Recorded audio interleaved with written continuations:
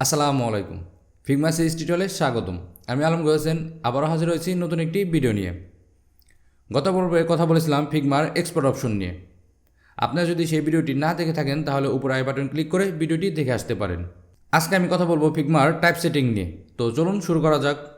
শুরু করার পূর্বে আপনি যদি আমার চ্যানেলে নতুন হয়ে থাকেন তাহলে আমার চ্যানেলে অন্যান্য ভিডিওগুলোও দেখতে পারেন এবং ভালো লাগলে সাবস্ক্রাইব করে রাখতে পারেন।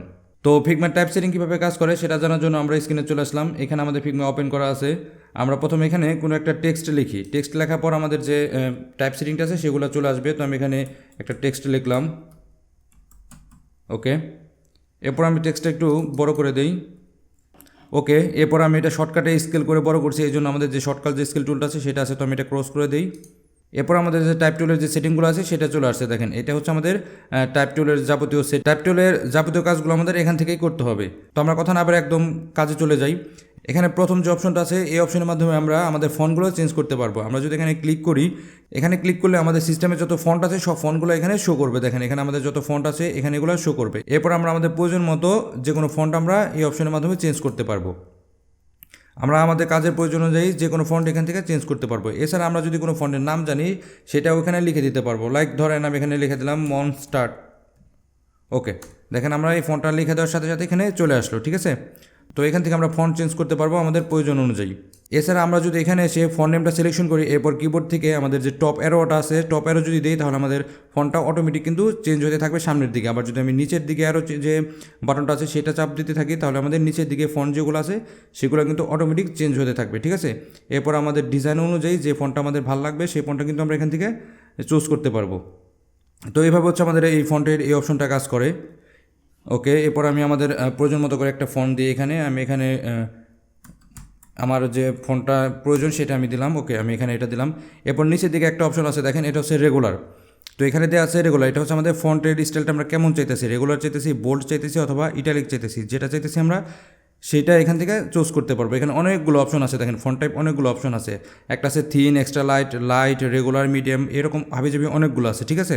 তো আমরা আমাদের প্রয়োজন মতো এখান থেকে চুজ করতে পারবো। তো আমি আপনাদের একটু বেসিক ধারণা দিই। থিন হচ্ছে একদম চিকুন, ঠিক আছে, একবারে চিকুন। এরপর হচ্ছে লাইট হচ্ছে থিনের চেয়ে একটু মোটা, আর এক্সট্রা লাইট হচ্ছে এই লাইটের চেয়ে একটু মোটা। এরপর হচ্ছে রেগুলার, এরপর হচ্ছে মিডিয়াম, এরপর হচ্ছে সেমি বোল্ড, এরকম পর্যায়ক্রমে একবারে ব্ল্যাক পর্যন্ত আছে। ব্ল্যাক হচ্ছে সর্বোচ্চ বোল্ড, এটা হচ্ছে অনেক মোটা দেখাবে। তো আমি এখান থেকে ব্ল্যাকটা চুজ করি। দেখেন আমাদের টেক্সটটা অনেক বেশি থিকনেস মনে হইতেছে, অনেক বেশি বোল্ড মনে হইতেছে। আর আমরা যদি থিকনেস খুব চিকন চাই সেক্ষেত্রে আমরা থিন ইউজ করতে পারবো। দেখেন অনেক চিকন লাগতেছে আমাদের টেক্সটের যে হোয়াইটটা আছে অনেক চিকন। এরপর আমরা যদি একটু রেগুলার চাই তাহলে রেগুলার ইউজ করতে পারবো। এরপর যদি না আমরা একবারে চিকন চাই না আর একটু থিকনেসটা মোটা চাই সেক্ষেত্রে আমরা লাইট ইউজ করতে পারবো। এই লাইটটা হচ্ছে আর একটু থিকনেস আলা ফন্ট, ওকে। এরপর আবার নিচের দিকে সেম উপরের অপশনগুলাই বিপরীতমুখী আছে। বিপরীতমুখী মানে আছে ইটালিকভাবে আছে। ইটালিক মানে হচ্ছে পাকা। আমি যদি নর্মাল যে ইটালিক মোডটা আছে সেটা ইউজ করে এখান থেকে দেখেন ইটালিক দিলাম, আমাদের ডান দিকে আমাদের টেক্সটের যে স্টাইলটা একটু বাঁকা থাকবে, ঠিক আছে। এই উপরের বাকি যে অপশনগুলো আছে এগুলাই শুধু, নিচেরগুলো হচ্ছে একটু বাঁকা হবে এই। তো আমাদের ডিজাইনে যখন যে অপশনটা প্রয়োজন হবে তখন আমরা এই অপশন থেকে চুজ করে আমরা আমাদের ডিজাইনে ব্যবহার করতে পারবো, ঠিক আছে। তো আমরা এখান থেকে রেগুলার অপশনটা ইউজ করি। এরপর হচ্ছে আমাদের ফন্ট সাইজ, এখানে দেওয়া আছে 288.8। তো আমরা যদি ড্রপডাউন মেনুতে ক্লিক করি তাহলে এখানে ডিফল্ট আকারে যে সাইজগুলো দেওয়া আছে সেগুলো দেখতে পারবো। এই সাইজগুলো নর্মালি প্রত্যেকটা সফটওয়্যারেই দেওয়া থাকে। এখানে যে ডিফল্ট আকারে সাইজ দেওয়া থাকে এগুলো প্রায় প্রত্যেকটাই সফটওয়্যারে দেওয়া থাকে। আপনি যদি পূর্ববর্তী Adobe Illustrator, Premiere Pro, Photoshop এগুলো ইউজ করে থাকেন তাহলে দেখতে পারবেন যে এখানে 72 পিটি পর্যন্ত সর্বোচ্চ দেওয়া থাকে। এখানে তার চেয়ে বেশি দেওয়া আছে, 128 পিটি পর্যন্ত দেওয়া আছে।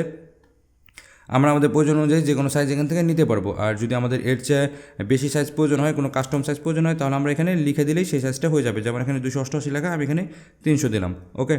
300 দিয়ে ইন্টারপ্রেস করার সাথে সাথে আমাদের যে ফন্ট সাইজটা আছে সেটা কিন্তু 300 পিটি হয়ে গেছে।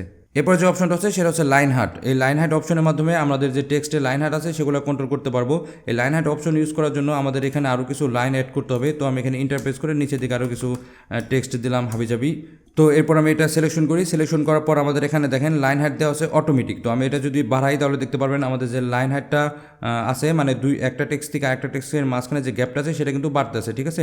এটার মাধ্যমে আমরা একটা লাইন থেকে আরেকটা লাইনের মাঝখানে যে গ্যাপটা আছে সেটা কন্ট্রোল করতে পারবো। দেখেন আমরা এটা বাড়াইলে বাড়বে, কমাইলে কমবে, স্পেসটা কমবে। এখানে একটা ব্যাপার খেয়াল করবেন যে আমরা যখন লাইন হাইটটা বাড়াইতেছি প্রত্যেকটা টেক্সট হচ্ছে রেসপন্স করতেছে, মানে প্রত্যেকটা টেক্সটই হচ্ছে মুভ হচ্ছে, ঠিক আছে। এটা বলার একটা কারণ আছে, কারণ এর নিচে যে অপশনটা আছে এই নিচের অপশনটা আর এই অপশনটা প্রায় পুরোপুরি সেমই একইভাবে কাজ করে। এটা হচ্ছে প্যারাগ্রাফ স্পেসিং আর এটা হচ্ছে লাইন হার্ট স্পেসিং, ঠিক আছে। তো এটা আমি একটু পরে দেখাইতেছি, তখন আমি বলবো এটা আসলে কাজ কি। এই জন্য আমি বললাম যে এটা হচ্ছে একটু রেসপন্স হইতেছে। তো প্যারাগ্রাফে সেটিং যখন কাজ করব তখন এটা আবার রেসপন্সিভ হবে না। তো এখান থেকে আপনাদের ডিজাইনের প্রয়োজন অনুযায়ী অথবা আপনাদের টেক্সটের যে স্পেসটা প্রয়োজন এটা আপনাদের প্রয়োজন অনুযায়ী আপনারা এখান থেকে স্পেস দিয়ে রাখবেন। তো নর্মালি সবসময় এটা আপনি চাইলে অটো ইউজ করতে পারেন। তো আমি এখান থেকে অটো দিয়ে দিলাম, এটা হচ্ছে অটো মোড আছে, তো আমি এখান থেকে অটো দিয়ে দিলাম, ওকে। এরপর হচ্ছে বাম দিকে যে অপশনটা আছে সেটা হচ্ছে লেটার স্পেসিং। আমাদের লেটার স্পেসিং অপশনটা কি? লেটার স্পেসিং হচ্ছে একটা লেটার থেকে একটা লেটারের মাঝখানে যে স্পেসটা আছে, যেমন এ এবং বির মাঝখানে যে স্পেসটা এটা এবং বি থেকে সির মাঝখানে যে স্পেসটা এটা হচ্ছে কন্ট্রোল করে এই অপশনটার মাধ্যমে। আমরা যখন আমাদের ডিজাইনে কোনো লেটার স্পেস দিতে চাইবো তখন আমরা এই অপশনের মাধ্যমে দিতে পারবো। এছাড়া নর্মালি এটা সবসময় ডিফল্টভাবে 0 থাকে। আমরা তখন ইউজ করবো যখন আমাদের প্রয়োজন হবে, কারণ এটা আমরা যদি উল্টাপাল্টাভাবে ব্যবহার করি তাহলে কিন্তু লেটার স্পেস বাড়ার ফলে আমাদের টেক্সটটা দেখতে সুন্দর লাগবে না এবং আমাদের ডিজাইনটাও কিন্তু সুন্দর লাগবে না। তো আমি একটু দিয়ে দেখাইতেছি লেটার স্পেসিং কীভাবে কাজ করে। দেখেন আমি যদি এখানে বাড়াই দিতেছি আমাদের প্রত্যেকটা স্পেসিং কিন্তু বাড়তেছে, আবার যদি কমাই তাহলে কিন্তু প্রত্যেকটা স্পেসিং কমতেছে, ঠিক আছে। এটা আমরা একমাত্র তখনই ব্যবহার করব যখন আমাদের প্রয়োজন হবে। তো এই স্পেসিংটা নর্মালি অনেক ক্ষেত্রেই প্রয়োজন হয়, যেমন আমার যদি একটা হেডিং থাকে, হেডিংয়ের সাথে যদি আমাদের নিচের যে প্যারাগ্রাফের টেক্সটটা থাকে এই টেক্সটটা যদি অ্যাডজাস্ট করতে চাই তখন তাহলে আমরা এই টেক্সটটার মাঝখানে স্পেস দিয়ে আমরা ওই হেডিংয়ের সাথে একটা অ্যাডজাস্ট করে দিই। অথবা আমাদের যখন একটা লোগো থাকে এবং লোগোর নিচে যখন একটা স্লোগান থাকে স্লোগানটাকে আমরা মাঝখানে স্পেস দিয়ে ওই লোগোর সাথে লোগোর টেক্সটের সাথে অ্যাডজাস্ট করে দিই, তখন আমরা ইউজ করতে পারি। তো এই অপশনটা একমাত্র আমরা ইউজ করবো যখন আমাদের প্রয়োজন হবে। এছাড়া সবসময় এটা ডিফল্ট আকারে 0 থাকে, আমরা 0ই ইউজ করি। এরপর হচ্ছে আমাদের প্যারাগ্রাফ স্পেসিং। এটা হচ্ছে আমাদের প্যারাগ্রাফ স্পেসিং। আমাদের প্যারাগ্রাফ বলতে বোঝায় আমরা ওই একটা লাইন থেকে একটা লাইনের যে স্পেসটা সেইটাই, যেমন এখানে 3টা লাইন আছে, 3টা লাইন মিলে হচ্ছে একটা প্যারাগ্রাফ। তো এই প্যারাগ্রাফের মাঝখানে যে স্পেসিংটা আছে এই স্পেসিংটা আমরা এই অপশনটার মাধ্যমে কন্ট্রোল করতে পারবো। তো যদি আমি একটু সহজভাবে বলি আমাদের যে লাইন হাইট অপশনটা আছে এরপর প্যারাগ্রাফ স্পেসিং যে অপশনটা আছে এটা দুইটা প্রায় সিমিলার, মোটামুটি একই কাজ করে। যেমন দেখেন এখানে 0 আছে, আমি যদি এখানে 20 দেই তাহলে দেখতে পারবেন মাঝখানে আমাদের যে একটু চেঞ্জ হয়েছে। আবার যদি আমি একটু বাড়াই দিই 50 করে দিই, দেখেন আমাদের স্পেসিং কিন্তু বাড়তেছে। তো এখানে একটা জিনিস খেয়াল করেন, আমি যখন উপরে লাইনারটা দেখাইছিলাম তখন আমি বলছিলাম যে আমাদের সবগুলো টেক্সট কিন্তু মুভ করে, কিন্তু প্যারাগ্রাফের ক্ষেত্রে কিন্তু সেটা না। প্যারাগ্রাফের ক্ষেত্রে হচ্ছে প্রথম যে লাইনটা থাকবে সেটা হচ্ছে ফিক্সড থাকবে, নিচের সবগুলো হচ্ছে রেসপন্স করবে বলতে হচ্ছে মানে নিচেরগুলো একটু মুভ করবে, ঠিক আছে। এরপর হচ্ছে অটো ওয়াইড, অটো হাইট, এরপর হচ্ছে ফিক্স সাইজ, এই 3টে অপশনের কাজ আমরা জানবো। তো প্রথমে যে অপশনটা আছে সেটা আমাদের ডিফল্ট আকারে এখানে সিলেকশন করা আছে, দেখেন এটা হচ্ছে অটো ওয়াইড। এরপর যদি আমি নিচেরটা ইউজ করি অটো হাইট ইউজ করার পর আপনি সহজভাবে বুঝতে পারবেন অটো ওয়াইড কী, কারণ এখানে যেহেতু ডিফল্ট আকারে অটো ওয়াইড দেওয়া আছে তাই আমি প্রথমে অটো হাইটটা দেখাই, এরপর অটো হাইট থেকে যখন আবার চেঞ্জ হয় অটো ওয়াইটে আসবো তখন আপনার ব্যাপারটা ইজিলি বুঝতে পারবেন। তো আমি এখান থেকে অটো হাইট ইউজ করলাম। অটো হাইট ইউজ করার পর আমি এখানে লিখি, দেখেন কিছু লেখার পরই আপনি দেখেন এটা এই পাশে যে আমাদের যে বক্সটা আছে এই বক্সের পর কিন্তু আর টেক্সটে যাইতেছে না, টেক্সটগুলো অটোমেটিক নিচের দিকে আসতেছে, ঠিক আছে। এটাই হচ্ছে এই অপশনটার কাজ, মানে হচ্ছে আমি যত টেক্সটই দিব এটা ডান দিকে আর যাবে না, এটা সব নিচের দিকে চলে আসবে, কারণ আমি এখান থেকে সিলেকশন করে দিছি অটো হাইট।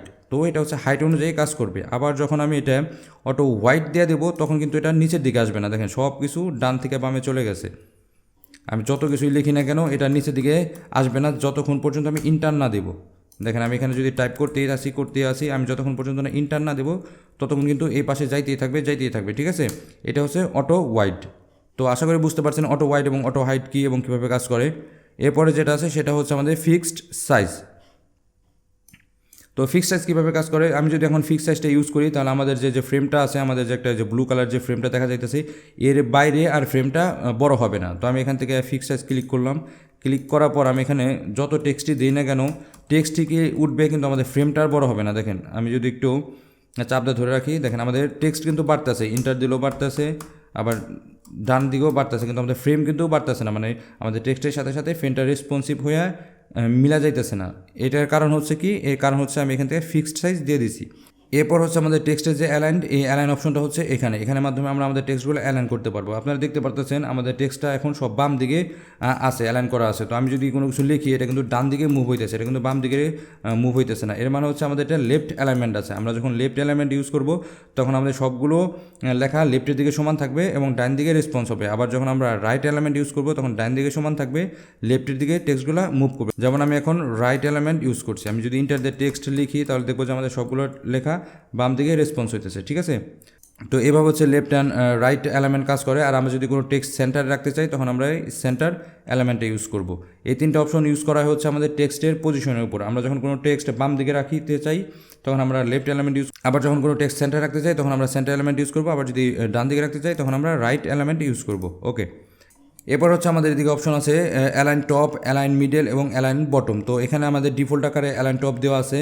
তো আমি যদি অ্যালাইন মিডল ইউজ করি, দেখেন আমি অ্যালাইন যখন মিডল ইউজ করতেছি তখন আমি যখন নিচের দিকে ইন্টার দিয়ে লিখবো তখন দেখেন দুনো পাশে মুভ হইতেছে, শুধু একদিকে মুভ হইতেছে না, দুনো পাশ দিয়ে মুভ হইতেছে, মানে দুনো পাশ রেসপন্স করতেছে, উপরের দিকেও যাইতেছে, নিচের দিকেও যাইতেছে। আবার যখন আমি অ্যালাইন টপ ইউজ করবো তাহলে আমাদের অ্যালাইন টপটা হচ্ছে ফিক্সড থাকবে, নিচের দিকে শুধু যাবে। যেমন আমি এখান থেকে অ্যালাইন টপ ইউজ করলাম, এরপর যদি আমি ইন্টার দিই দেখেন আমাদের কিন্তু উপরের দিকটা ফিক্সড থাকতেছে। ঠিক আছে, আমরা যত ইন্টার দিয়ে টাইপ করি না কেন আমাদের উপর দিকে ফিক্সড থাকতেছে। আবার যদি আমরা ঠিক সেম প্রসেসটা অ্যালাইন বটম ইউজ করি তাহলে দেখা যাবে অ্যালাইন বটমটার নিচের দিকে ফিক্সড থাকবে, উপরের দিকে আমাদের টেক্সটটা মুভ করবে। দেখেন আমি ইন্টার দিলে সব উপরের দিকে মুভ করতেছে। তো এইভাবে হচ্ছে এই তিনটা অপশন কাজ করে। তো এই ছিল হচ্ছে এই অপশনগুলোর কাজ। এরপর এখানে 3 ডট নামে একটা অপশন আছে। তো আমরা যদি 3 ডটে ক্লিক করি তাহলে টাইপের যে সেটিংগুলো আছে সেই সেটিংগুলো শো করবে।